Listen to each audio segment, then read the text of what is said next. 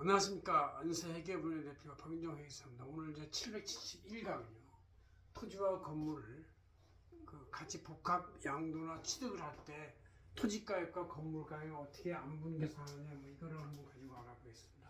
자, 토지가 있고 건물이 있을 때 이걸 보통 이제 한꺼번에 통으로 매각을 하는데 이럴 때 토지값은 얼마, 건물값은 얼마. 왜냐면 건물에는 부가가치세 10%가 붙고 토지는 이제 건물 부가가치가 없기 때문에 이거를 잘 안분해야 되는데 실제 계약서에는 이렇게 토지가액 따로 쓰고 플러스 건물가액의 110%의 부가세 이렇게 별도 이렇게 해서 기재를 하는 게 일반적인데 이제 그게 불분명할 때 어떻게 할 것이냐의 문제가 이제 쟁점이죠.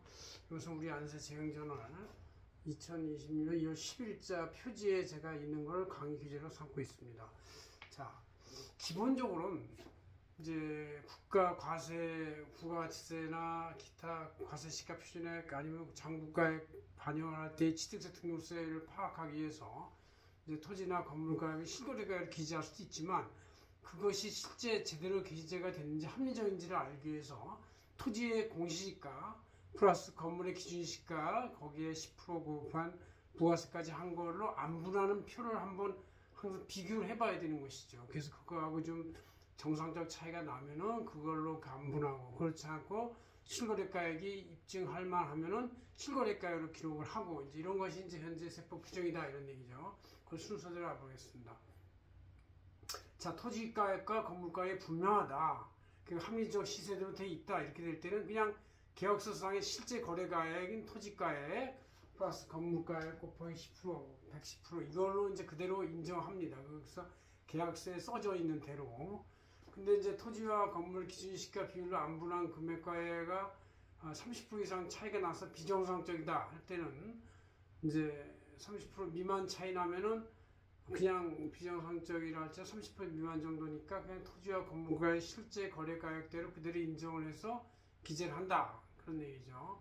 그러나 토지나 건물 기준시가 비율로 안분한 금액가하고 30% 이상 차이가 나버리면 그럴 때는 이제 정당한 이유가 있을 때는 실제 거래액 때 인정할 수 있지만 이유가 없으면 토지와 건물의 기준시가 비율을 안분한 금액으로 전체 금액을 계산해서 세팅을 한다 그런 얘기죠. 자, 이럴 때 이제 토지와 건물가액이 이제 분명하지가 않고 불분명할 때는 어떻게 하느냐? 감정평가가 존재하면 그 실제 거래가액을 토지와 건물의 실제 거래가액을 감정가액의 비율대로 안분하면 됩니다. 자, 근데 이제 감정가액마저도 존재하지 않는다. 그럴 때는 기준시가가 존재하면 그 실거래가액을 기준시가 비율로 계산하면 된다. 그렇게 되죠. 일부 기준시가가 입증이 된다. 그럴 땐 먼저 장부가액들을 배분한 다음에 나머지 불분명한 거에 대해서 기준시가를 배분하면 된다. 이런 얘기고. 자, 감정가액도 부존재하고 기준시가도 없으면 그럴 땐 장부가액에 비례해서 배분하면 된다. 이렇게 되죠. 그 다음 이제 기준시가나 감정가액이 적용 불가능한 경우가 있어요. 오피스텔이나 상업용 건물, 공유주택의 경우는 실제 가액을 토지의 기준시가와 건물 기준시가 비례로 안분하면 된다. 어쨌든 항상 애매하거나 그 불확실할 때는 토지의 기준시가, 공시지가와 건물의 그 기준시가의 110% 곱한 걸로 안분하면 되는 것이라고 여러분이 이해하면 되겠습니다.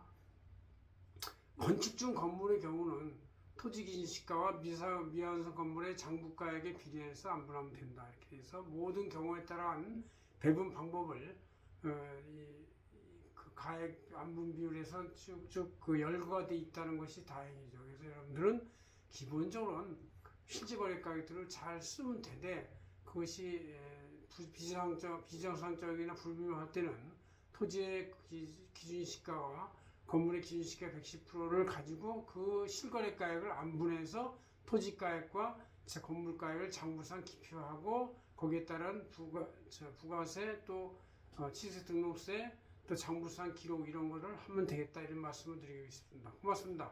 안세계로 대표 박윤정 회계사였습니다.